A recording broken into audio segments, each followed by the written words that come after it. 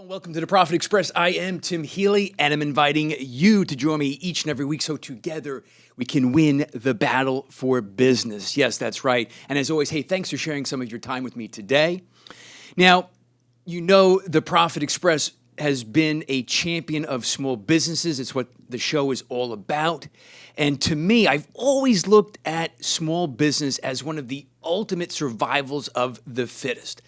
And in normal times, each and every day for a small business is survival of the fittest, right? But we've all been, as you unfortunately know, we've been going through this lingering COVID economy since March of 2020. So when that did hit back in March of 2020, survival of the fittest took on a whole new meaning. Now, while big box corporations and online giants like Amazon, well, hey, they were allowed to keep on going, keep on doing business, and in the process make massive profits, so many small businesses in all of our communities across the country, they were forced to close. From the restaurants and the bars and the hair salons to the gyms and manufacturers, they had to close. Well, it was at that moment for so many businesses that tough decisions had to be made. Decisions that would really decide whether or not they would make it or not make it. They had to pivot. They had to get creative. They had to think about new ways to offer services safely, conveniently to their customers, new products and services to offer. And some didn't make it. As we all know, unfortunately, there were quite a few casualties in the new COVID economy, the lingering COVID economy that we're still dealing with. Now, I've had a number of small businesses on the show throughout the COVID economy, as you know, and they've shared their stories. And a lot of their stories are extremely inspiring. Some are heart-wrenching, if you will. But today I want to do something a little bit different. I want to have on somebody who could offer a very unique perspective. And who I chose to have on today, I'm actually personally a fan of her work. She has been a small business columnist following and covering the small business community here on Long Island for 20 years. She's currently a small business columnist with Newsday, which is one of the nation's premier top daily business newspapers in general. She's writing a small business column. She's Jamie Herzlich. And I've been following her work for a number of years. As I said, I'm a big fan. Now, what makes her take very interesting and why I wanted to have her on today is, as I've been reading her columns throughout this pandemic, she has done what I will say is a great job at covering topics that matter, at covering topics that are relevant to not just businesses here in New York, which is where the show is based, where she is based, but really businesses all over the country. And again, what I found so appealing about her work and what she's doing is there's a lot of politics going on in business today, and she doesn't write about it. She doesn't get involved about it. She's just covering what matters to businesses, and she's sharing stories and ideas that can help all of us. So it's a great pleasure to welcome back on board the Profit Express, Jamie Herzlich. How are you today, Jamie? I'm doing great. Thank you very much. I'm really glad to be here and, appreciate the opportunity to talk about it. It's definitely been a hard time. I mean, there's no playbook for this. We've never come across situation like this before. Right. So it's really, kind of having to be creative and survive on not even a weekly basis, on a daily basis. I mean, so many of those businesses just have had to pivot each day, let alone, used to create a plan for a week or a month. It's how do I survive the day? So thank you for having me. Well, no, again, your perspective is very interesting because doing what you do as a columnist, here in the New York community, the Long Island community, writing for Newsday, you have the opportunity to really kind of dig deep and spend a lot of time with a lot of different businesses and different industries, which is what we'll be getting into today. So one of the first things you said is there's no playbook for this, which is obvious, but man, that's really hits home because you've written for 20 years, so you've been through the economic collapse of 2008 and what happened with the banking collapse right there, and you've been through ups economies, down economies, and all that. But now here we are in the COVID economy. So what I'd like to know from your perspective, when did it hit you in covering stories that, wow, this is something different. This is going to have an impact on businesses like we have never seen before. Was there a moment for you as a columnist where you really just kind of took a step back and your hair got blown back on this one? Yeah, I think, when there was talk about, shutdowns in March and we were hearing rumors, and I was thinking, oh, it's something that will, be a blip and pass. And then, when the shutdown happened, I think it immediately hit me, at least in New York, that this was like nothing we've ever seen. And this was going to have a rippling effect through small businesses and the economy. I mean, businesses having to shut their doors and figure out ways to reach their audiences and make their employees productive. I think the minute the shutdown happened, I was just like, this is going to be pretty unprecedented. Well, yeah, if we all think back to that period in March or April of 2020 when they thought, hey, 2 weeks, we'll just kind of let this, subside. We'll kind of lock down for 2 weeks, and we know the rest of the story. But when businesses are shut down to the level and extent that they were, which again, unprecedented, never happened before, it takes a lot of creativity, a lot of ingenuity. And listen, it's tough for a lot of small businesses that you cover because a lot of them don't have a lot of resources. Restaurants in particular, that's that's an industry that has razor thin margins, and now they had to reinvent themselves, which, is not easy. Do you have the resources? Do you have the capital, et cetera? So what I'd like you to share would be, what would be one story, perhaps one industry that you thought did a great job of, being creative, reinventing themselves, particularly during the pandemic? Yes, I mean, I would definitely point to restaurants in particular. Many of them had never done curbside. They didn't have the processes to do it. They didn't even have the mobile technology to take payments outside like they do now, and with touchless credit cards and the mobile systems and the mobile terminals. All of a sudden, they're told, they have to shut down, and now there was guidance was coming out, but they were all sort of, what do I do now? How do I reach the public? Plus, they had the added hurdle of people were very concerned about other people touching their food. So you had no place for your patrons to go, and then you had people that didn't want to really go out or have anybody else handle their food. So they had to get creative really, really fast. I remember it was a deli, sort of a salad bar kind of place in Hauppauge, and he immediately, put out like almost like a farmer's market of sorts on his front stoop, and then he was delivering actual produce to customers within a 5-mile radius. I mean, he had no plan for that. That was just, how do I survive? How do I pay my bills next week? Just so many places, had to rethink the way they did business. And, they weren't the big giants that were already doing, curbside. Like we all see, Applebee's has been doing curbside forever. Sure. Some of these places, it was all just, how do I reinvent the wheel?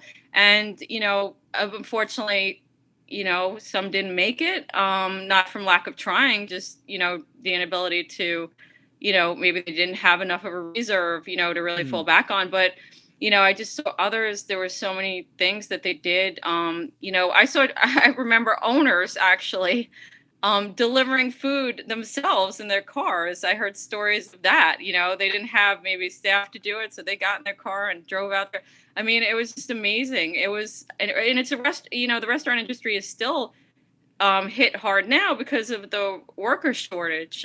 So they're still having to be creative. And what are we on? It's almost a year plus from the pandemic, and they are still having to find ways to keep open with a lack of workers. So I got to give them a lot of credit for those that were able to survive and are still surviving.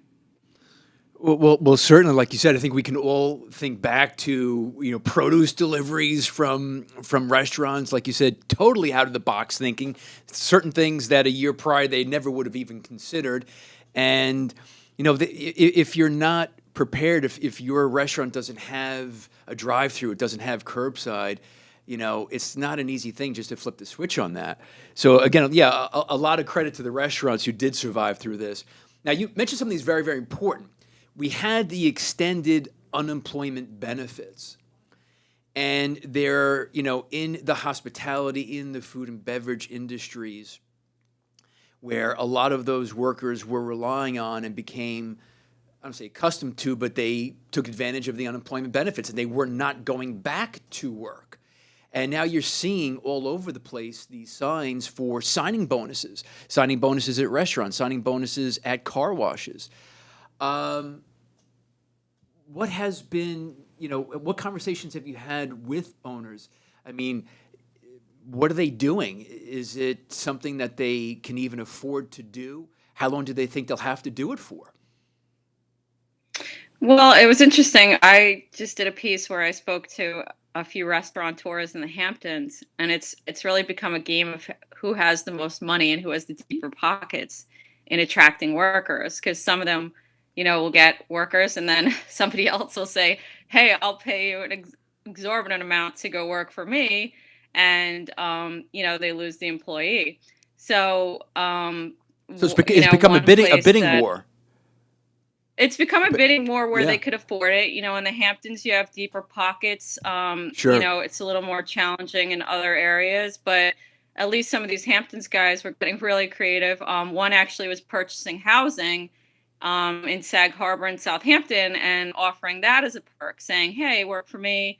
And, it costs a lot to rent in the Hamptons, but he was offering below market rent. So he's actually literally buying houses so he could attract staff, which was kind of interesting. And again, not every restaurateur can really do that. Right. There were others that were, having a sign-on bonus for a certain amount of time. By mid-September, come work for me. You get, $1,000 sign-on bonus, 500 when you arrive, 500 Right. if you stay a month. They're doing it up island too. Sign-on bonuses has become a really popular incentive for food service delivery, just across the board, more so than some of the HR people I spoke to said this is the most they've ever seen sign-on bonuses being used as an incentive, Sure. more flexible work time. I mean, companies are having to get really creative because just about every industry is hurting for workers. And it's not, I know that people are quick to say it's the unemployment benefits, and that may be a factor, but I did speak to an analyst about that recently. And it also Hmm. is, you have an aging population on Long Island. So many of the workers might have decided with COVID, hey, it's time for me to bail out, retire. Some switch to entrepreneurship so they can control their own hours.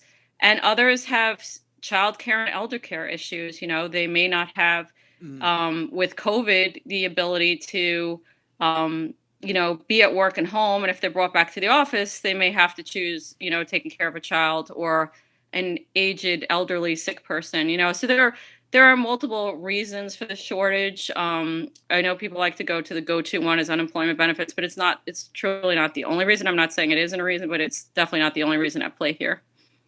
Well, that's interesting.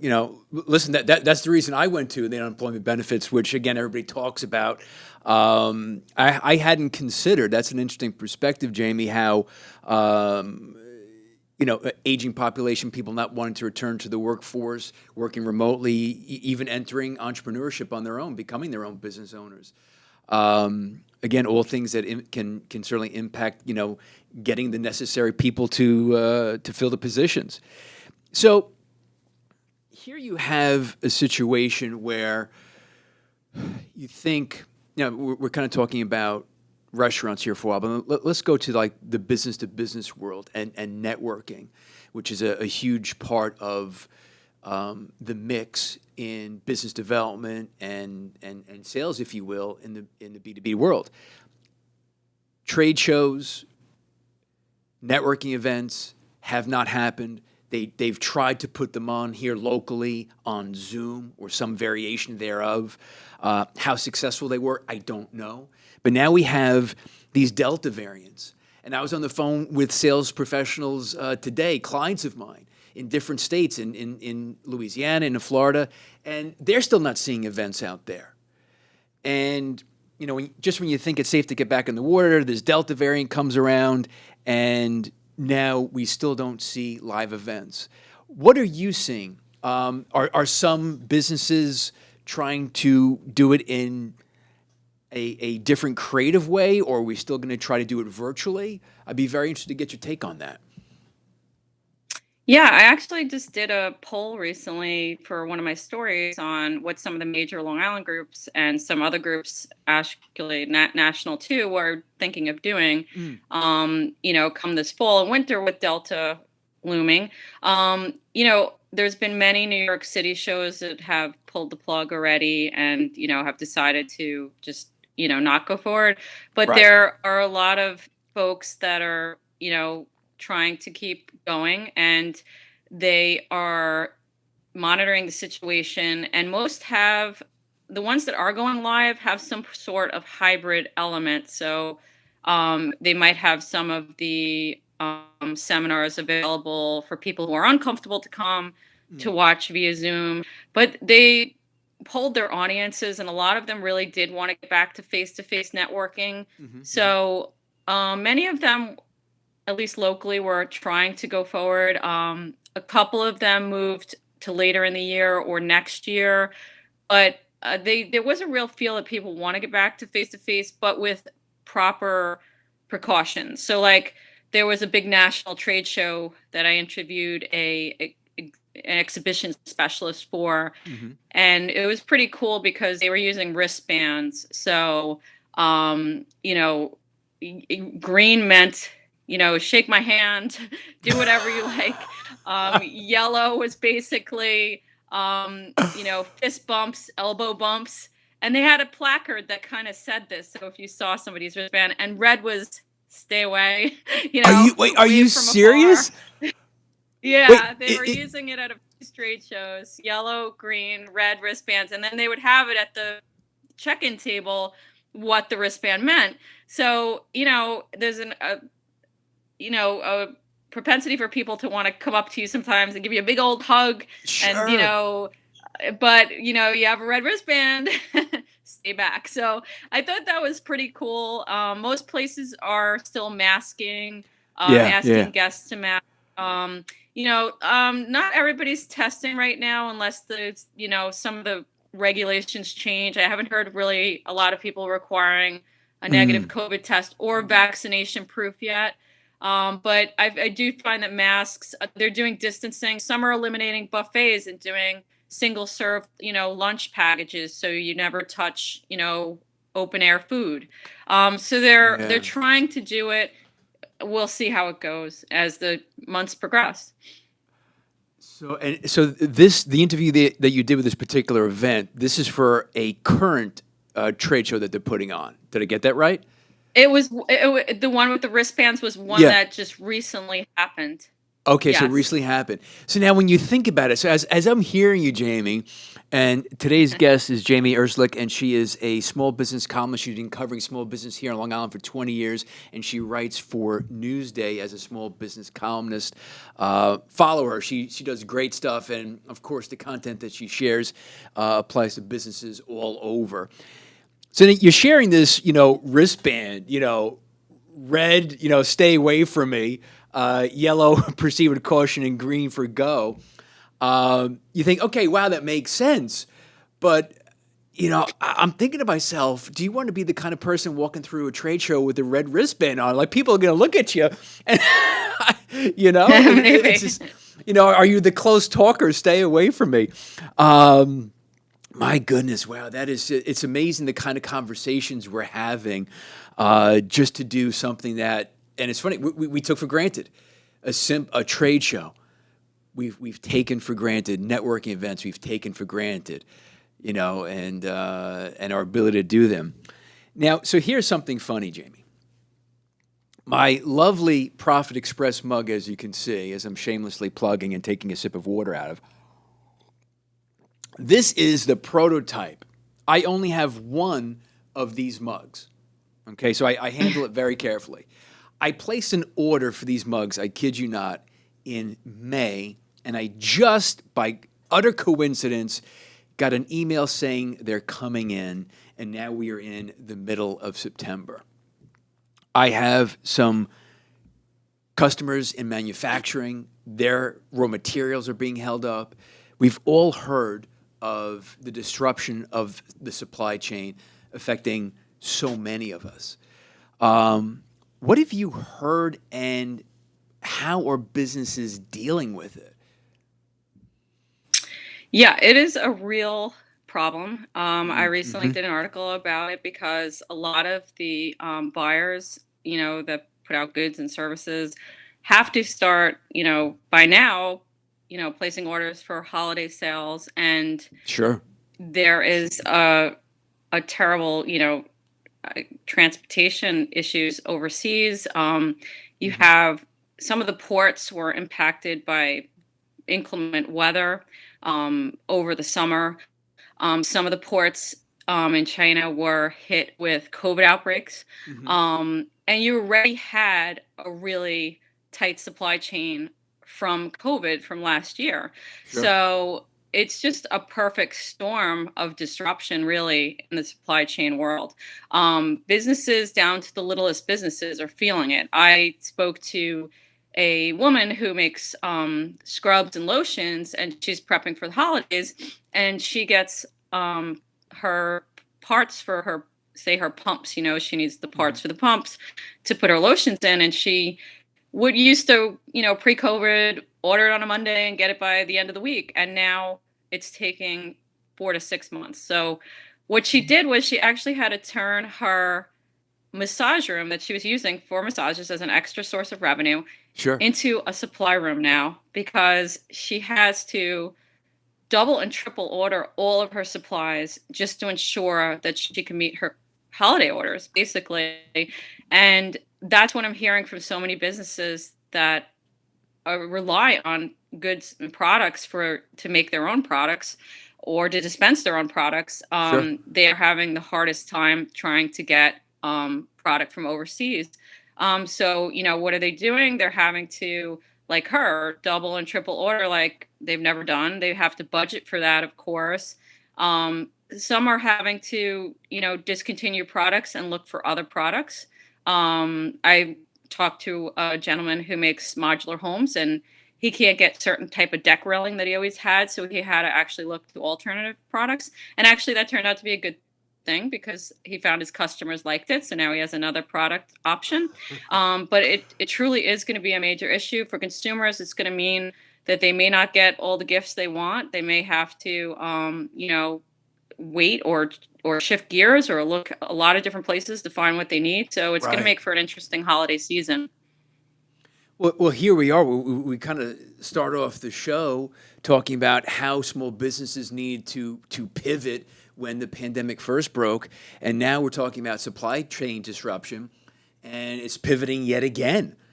From the direct and the indirect impact of the pandemic, and especially for a lot of these retail businesses.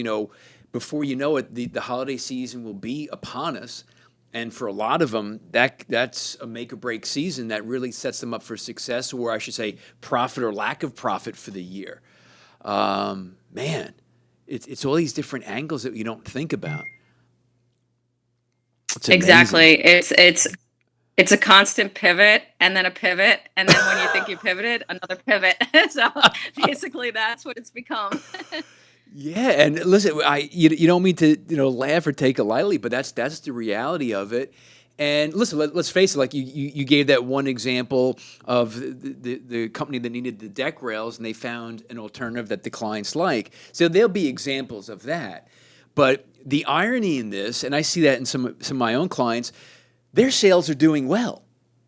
So it's not like they're starving for sales. They have orders that they can't fill.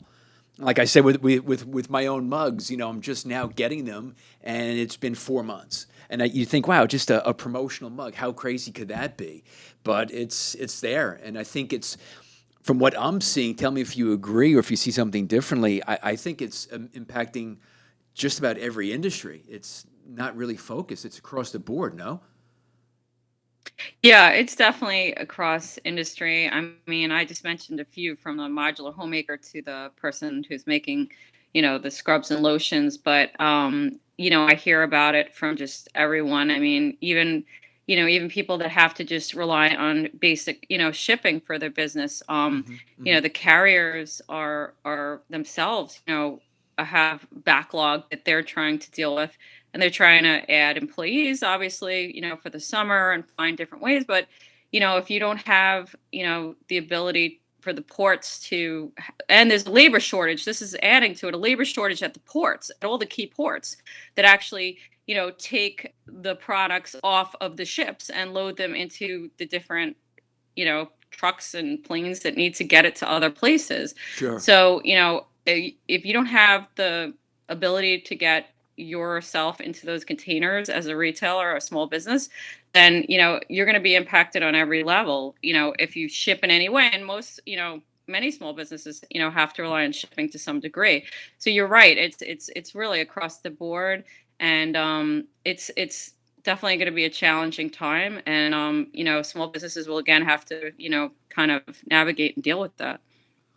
Yeah, I heard a story. It was a while ago, a number of months ago, but where container ships in the port of Los Angeles, which is one of the major ports for America, they were actually sitting, you know, in the queue, just waiting for weeks and even into like a month and beyond, where the cargo, the inventory is just sitting there, couldn't even be offloaded. So, yeah, talk about the a ripple effect, if you will. Now, one thing. So, I mean, and again, I love this conversation, and we could take any one of these points, Jamie, and make a whole show out of it. And I'm just trying, in knowing all the articles that you've written, I'm trying to just talk about as many things that are catching my attention because they're catching the attention of the listeners, because the listeners are being impacted by so much of what you write about, in your column for Newsday. So let's shift a bit back to the employee now, because let's face it, COVID has impacted so many of us economically, emotionally. Some of us have lost family members, of course, which can no doubt be devastating. Have you written, I don't recall an article, forgive me, particularly on this topic, but what have you heard, whether you've written about it or just in your own research, on the impacts of anxiety? And, now employers, with everything else that they have to think about, all the issues that we just spoke about, supply chain, et cetera, how are employers having to deal with and help their employees with the issues of anxiety and coming back to work? It's a big issue. People just have been impacted on so many levels with COVID. Hmm. You have a workforce that for you know months upon months was working in their homes, and that's stressful to a great degree, especially if you have you're caring for, either it could be a parent, it could be children. They're dealing with the stresses of working, taking care of kids and doing everything that's required at the home.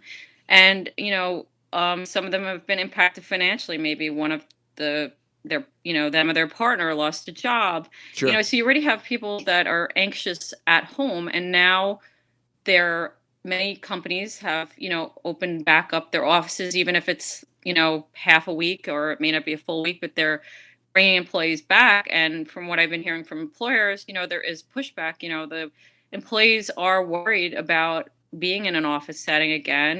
There's Delta now looming and other variants, and Hmm. they're concerned. Some of them have elderly parents living with them, and if they come back with some sort of variant, that could be devastating at their home. So there, I heard one HR manager say to me that she's kind of become like a psychologist to people, because they the HR used to be like very structured and defined, but now she's having to talk to people and kind of tell them it's going to be okay. And the best companies that are doing it, I guess the most productive way, are Hmm. communicating frequently and often what are the expectations? What are they doing to keep you, the employee, safe? Right. What kind of things, what kind of protocols, what can you expect walking back into that office? What is it going to look like? Mm-hmm. And I find that the companies that are paying attention to those little details are really having the best success with their employees, because it's not business as usual. No, As much no. as businesses are opening up, it is still not business as usual, and you can't operate under the old assumptions.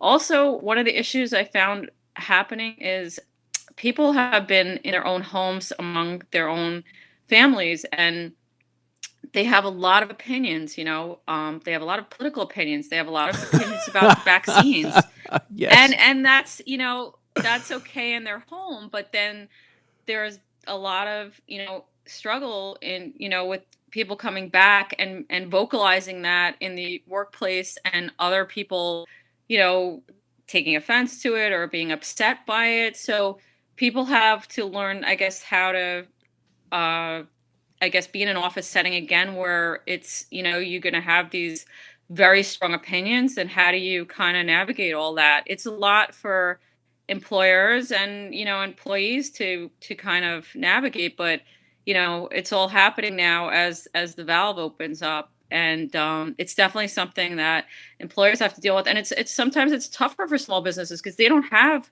a lot of them big HR departments to devote teams to this. Sometimes it's the small business owner Oh, that has yeah. to take the rein on this. It's not, they don't have a staff of HR people. Some are lucky to have outsourced HR person so they could call someone. Oh, employee assistance programs, EAPs, have taken off from what I'm hearing. Yes. Those are programs that are offered by the company, Hmm. and the employee can call for counseling, complaints, anonymous complaints. It offers a wealth of services to the employee that's totally confidential, and a lot of companies have brought those on, as we've been opening up the valve and returning people to the workplace. Yeah, I'm very glad that we actually touched upon this topic because listen, anxiety is a very serious thing, and I'd always encourage employees, to take advantage of those EAP programs that you mentioned. But I laughed. It's funny, but it's serious, Jamie, and it's a very important topic that I never considered. When you are an employee and you've spent the last year in the four walls of your own home, maybe in a living room somewhere or a den as your kind of quasi office or workspace. And listen, let's face it. The show's not political. I'm not going to get political, but there's been a lot of divisiveness. There's been a lot of opinions on either side, and we know that. And it's an important thing. And you said it very well. And I really never thought about it. But when people start going back to the workplace, they're going to have opinions on both sides. And you know what? Somebody's going to get offended, and that's another consideration for employers to think about. But man, wow, this is. I knew we were going to be talking about a lot of topics today, but you've even exceeded my expectations about the important topics out there. Um, so, with so much going on and everything, all the stories that you've been covering, since this broke.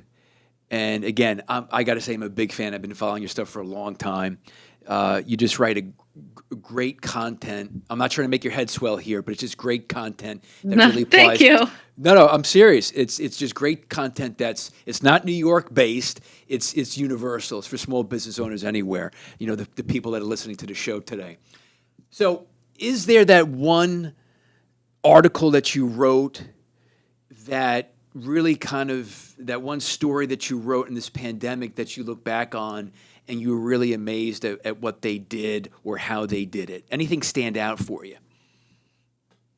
I mean, there are so many stories I I told, know. it was just, it was almost like when, it's very different, but when I covered Sandy and Hurricane Sandy and the businesses and how they had to rebuild and how what they Yep. did, there was a lot of standouts with, Superstorm Sandy, and now with this. I mean, there's some interesting ones.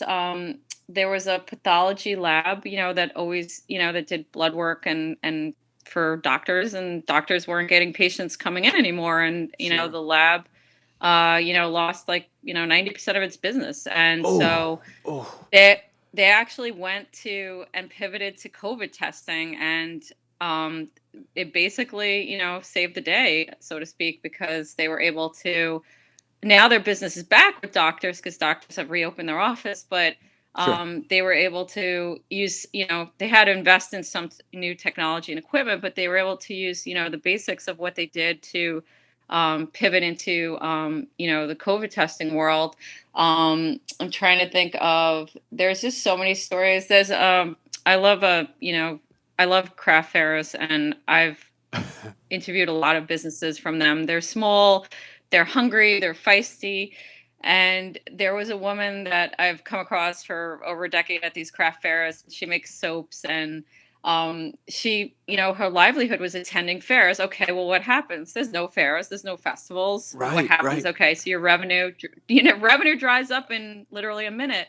So she started saying, okay, what do I do best? Okay, I make soap and I make, different soap related products. And so she started putting them together as a soap making kit. And she put her soap making kits online, and people bored with their kids, bought them. And then she'd do some Zoom presentations on how to use the ingredients that you just bought to make soap.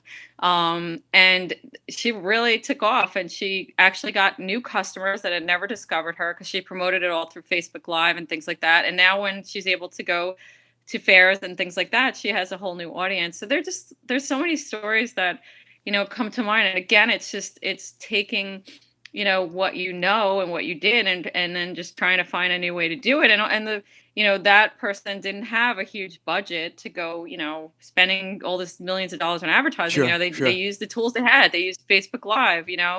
I guess there's just like just so many great examples. I'm always encouraged by the small business community because they will find a way, as hard, and they'll fight. If they don't find a way, they'll fight until they have to close their doors. But I've seen it after, tragedies like 9/11, and Mhm.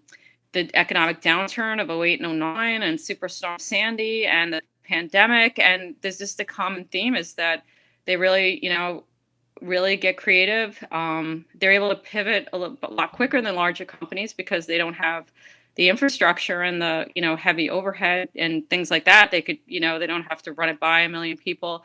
They just have some benefits, and they always find a way to use them. And again, there are many businesses that didn't survive, but Yeah, yeah. I feel it like it wasn't from a lack of trying. It's funny as you're sharing your experience having gone through the pandemic as a columnist and somebody who covers small business. It's really what I started the show off with. It was the ultimate survival of the fittest. And yes, there were some casualties. There were some great businesses and great restaurants that we all know and love that unfortunately didn't make it. And to your point, not that they didn't try and they went down fighting. And I'm almost getting emotional just saying this and hearing you talk about it.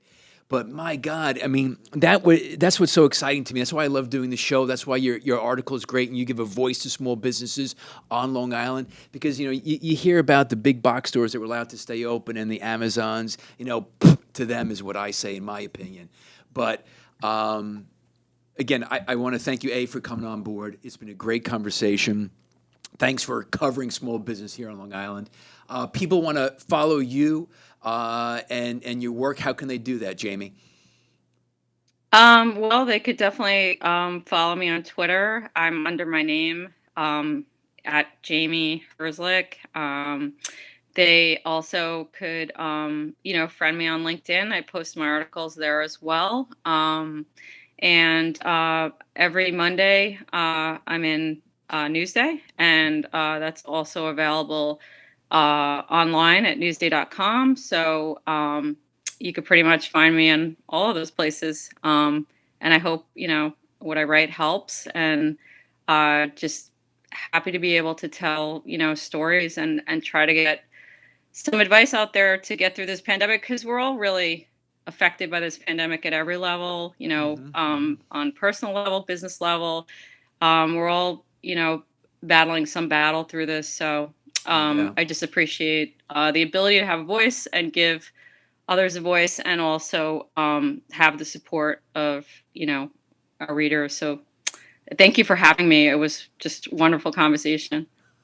Well, no, thank you. And again, thanks for what you're doing. Small businesses deserve a voice, and you do a great job covering it. So, again, today's guest, Jamie Herzlich, small business columnist for Newsday here in Long Island. She's been covering the small business community here for 20 years. Definitely check out her work. And this is the Profit Express. Each and every week, you know what we're doing here. We're winning the battle for business. As always, thank you for sharing your time with me. New episodes, just like the great one with Jamie today, download each and every Wednesday. So follow me on Instagram at The Profit Express, on Twitter at Profit_Express. And until next time, let's keep winning that battle for business.